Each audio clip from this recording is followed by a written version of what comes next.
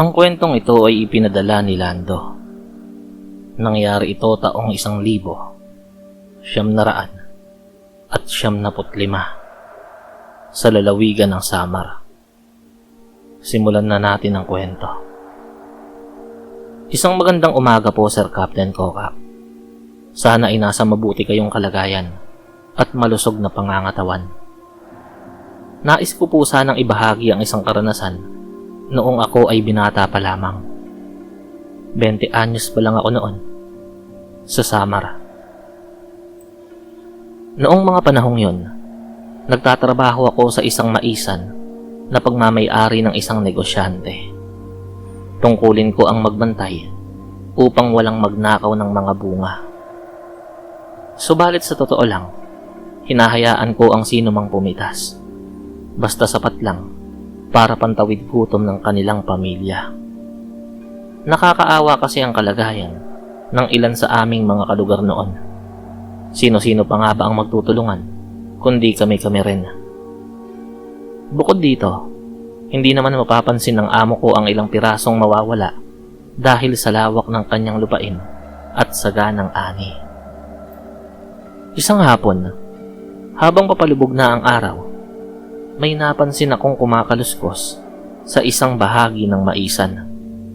Nagtaka ako dahil kadalasan ay sa umaga pumupunta ang mga nanghihingi dahil alam nila na hindi ko naman sila pagtatabuyan. Dinampot ko ang aking matalas na panggapas. Nag-ingat ako baka mabangis na hayop ang naroon. Dahan-dahan akong lumapit at biglang hinawi ang mga puno ng mais. Laking gulat ko nang hindi hayop kundi 2 tao ang naroon. Isang babae at isang lalaki na halos kaedaran ko lang. Huling-huli ko sila na namimitas at halos puno na ang dala nilang bayong. Bakas ang matinding takot sa kanilang mga muka at sunod-sunod ang kanilang paghingi ng paumanhin. Agad kong isinukbit ang aking panggapas sa aking tagiliran upang kumalma sila. Sinabi kong ayos lang at hindi naman ako galit. Upang maniwala sila, kumuha pa ako ng isa pang bayong sa aking kubo at tinulungan silang mapuno yun.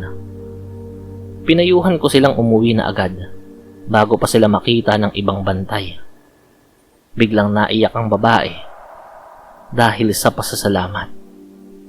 Magkapatid pala sila at ang kinuha nilang mais ay gagawing sabaw para sa mga batang nilalagnat sa kanilang baryo. Sinabi ng lalaki na kung hindi ako naniniwala ay maaari akong sumama sa kanila. Dahil sa awa, nagdesisyon akong sumama. Hindi dahil sa pagdududa, kundi dahil sa gusto kong makatulong. Umuwi muna ako sandali upang kumuha ng mga gamot sa lagnat bago kami tumuloy.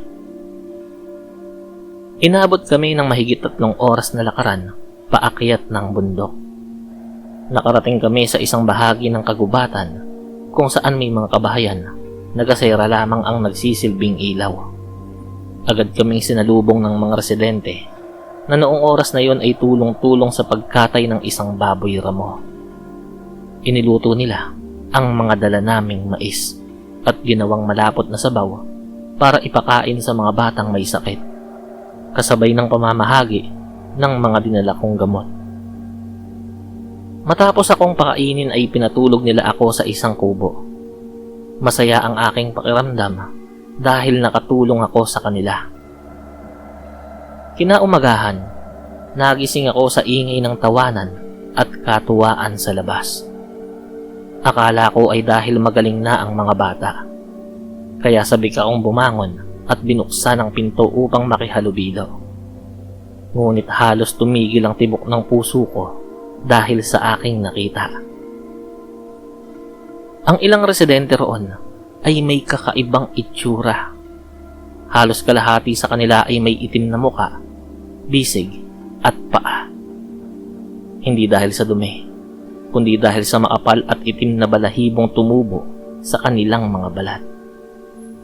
Sa kabilang dako naman, may mga residenteng tila nilalantakan ang hilaw at gutay-gutay na karne ng baboy ramo. Gusto kong tumakbo pero nang hina ang aking mga binti dahil sa matinding pagkasindak. Napasandal ako sa pinto at lumikha ng ingay kaya napatingin sila sa akin. Ang mga batang aswang ay mabilis na tumakbo palapit sa akin at niyakap ang aking mga hita. Doon na ako tuluyang nawalan ng malay. Pagkagising ko, nakahiga na ako sa isang banig sa labas. Pinalilibutan nila ako. Ngunit sa pagkakataong yun, normal na muli ang kanilang mga itsura. Nakangiti sila at ang magkapatid na kasama ko ay humingi ng paumanhin. Sinabi nilang huwag akong matakot dahil hinding-hindi nila ako sasaktan. Ang totoo raw, marami sa kanila ang nakakakilala sa akin dahil sa mga pagkakataong binibigyan ko sila ng mais. Muling lumapit ang mga bata at yumakap bilang pasasalamat. Sabi nila, bihira silang makatikim ng ganoong kasarap na sabaw dahil mahirap magtanim ng mais sa tuktok ng bundok. Bagaman may takot pa, napangiti na rin ako. Bago nila ako ihatid palabas ng gubat, binigyan nila ako ng isang bayong ng pinatuyong karne ng baboy ramo bilang pasasalamat. Sir Captain Kokak, hanggang dito na lang po ang aking kwento. Hindi na ako muling bumalik sa baryong yon.